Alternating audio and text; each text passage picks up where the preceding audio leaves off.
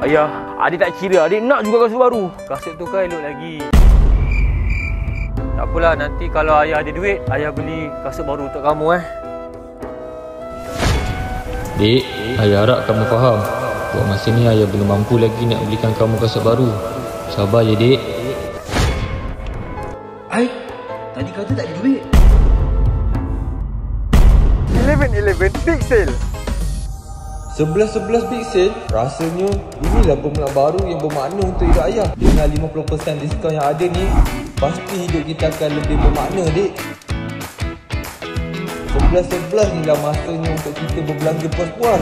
Sebab barang kat Shopee ni lagi murah kalau nak compare dengan tempat lain, Dek. Mulai hari ni, semua yang adik nak, ayah terus check upkan terus kat Shopee.